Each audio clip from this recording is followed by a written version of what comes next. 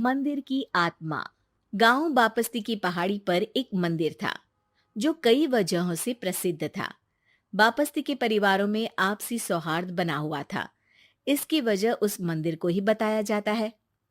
अरे ओ विमला, ये इस मंदिर की कहानी क्या है रे? अरे ये मंदिर इस गांव के लिए बहुत ही शुभ है। अरे शुभ तो है, तो फिर भी लोग इस मंदिर से दूर क्यों रहते हैं? ये इतना वीरान क्यों रहता है? अरे बड़े बुजुर्ग कहते हैं कि मंदिर में आत्माओं का राज है जो लोगों की मदद करते हैं, लेकिन मंदिर से सभी को दूर भी रखते हैं। अरे ये कैसी आत्मा है जो लोगों की मदद भी करते हैं और लोगों को मंदिर से दूर भी रखते हैं? अरे यही चलता आया है यहाँ पर, इसीलिए कोई कुछ बोलता नहीं।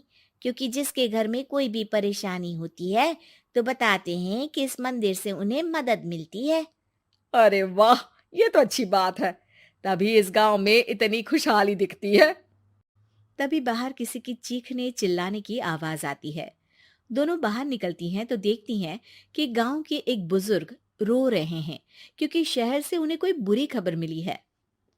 अरे क्या हुआ चच्चा, रो क्यों रहे हो आप? हाँ चाचा, बताओ ना, हुआ क्या? अरे क्या बताऊं बेटे।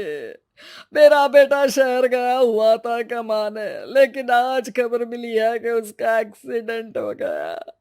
वो अस्पताल में भर्ती है। अरे तो इसमें परेशान होने की क्या बात है चाचा। जाओ शहर और बेटे का इलाज करवाओ। हाँ चाचा, विमला सही कह रही है। आप शहर जाओ और इलाज करवाओ। और कैसे इलाज करवाऊं? अभी पैसे नहीं है और शहर के अस्पतालों में इलाज का खर्चा लाखों में आता है। अरे चाचा, भगवान पर भरोसा रखो, कहीं ना कहीं से मदद जरूर मिल जाएगी। बस आज का दिन कैसे भी काट लो। अरे अब तो बेटा थोड़ा समय काटना भी मुश्किल होता जा रहा है। देख कमला, तू ही समझा चाचा को। अरे पैसों का कहीं ना कहीं से इंतजाम तो जरूर हो जाएगा। अरे चच्चा, जब विमला कह रही है तो थोड़ा उस पर भी भरोसा रखो। चलो आपको घर छोड़कर आ जाती हूँ। उसके बाद कमला उन बुजुर्ग को लेकर चली जाती है और विमला मंदिर की ओर चली जाती है। विमला मंदिर की सीढ़ियों पर चढ़ते हुए दूर से नजर आती है। उसके बाद वो आंखों से ओझल हो जाती है। उसी रात उस बुजुर्ग के घर के बाहर एक थैला रखा हुआ मिला। बुजुर्ग उस थैले को देखते ही चौंक पड़ा क्योंकि उसमें 5 लाख रुपए रखे हुए थे। वो बुजुर्ग सुबह दौड़ा दौड़ा गांव के दूसरे बुजुर्गों के पास गया। और मंगल भाई सुनो, मेरे घर के बाहर ये पैसों से भरा बैग रखा हुआ मिला है।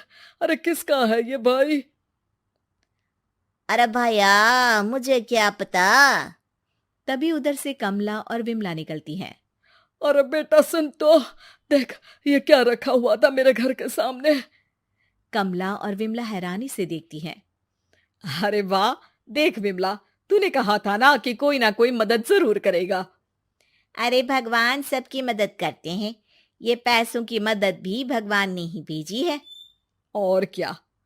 अब चच्चा सोच क्या रहे हो, शहर जाओ और बेटे का इलाज करवाओ। ठीक है बेटियों, जो तुम कहो।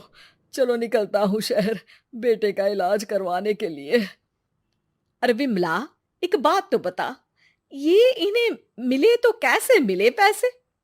अरे मैं ना कहती थी कि ये मंदिर सबकी मुसीबतों में मदद भेजता है। अरे वाकई बड़ी पुण्य आत्मा है मंदिर में। सो तो है, लेकिन उनके बारे में लोगों को कम ही पता है। अच्छा, और तुम्हें क्या पता है? अ, जितना पता था वो तो बता दिया। ना रे ना, मैं नहीं मानती। तू कुछ तो छिपा रही है। अरे कुछ ना छिपा रही, जो पता था वो बता दिया। मंदिर से लोगों को मदद मिलती है, बस इतना ही पता है।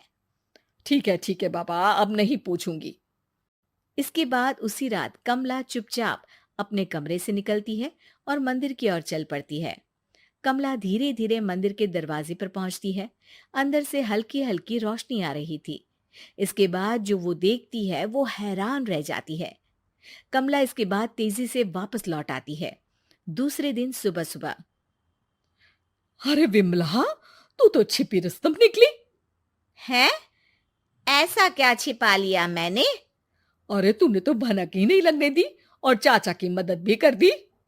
हैं? ये क्या कह रही हो? ऐसा कैसे कह सकती हो तुम? मैंने कोई मदद वदद नहीं की। अरे सब पता है मुझे, कल रात मैं गई थी मंदिर। तो क्या देखा? अरे तुम्हारा पति और कुछ लोग वहां दिखे। बोरियों में नोट भरे हुए थे और सभी नोट गिनने में लगे हुए थे। तो तुम्हें क्या लगा? वो क्या कर रहे थे? अरे मैं समझ गई कि वो लोग कहीं से डकैती कर पैसे लेकर यहाँ मंदिर के पीछे छिपाते हैं। अब जब तुम जान ही गई हो तो बता देती हूँ, लेकिन ये बात किसी को पता नहीं लगनी चाहिए। मेरे पति डकैती नहीं डालते हैं, बस उन लोगों से पैसे छीनते हैं जिन्होंने गलत तरीके से पैसे बनाए हैं। और फिर लोगों की मदद करते हैं। यही है वो पुण्य आत्माएं जो लोगों को मदद पहुंचाती है। अब समझी? हाँ, अब समझी उन पुण्य आत्माओं का चक्कर। सही है। करते रहो मदद, लेकिन सावधानी से, मेरी तरह कोई और ना पहुंच जाए।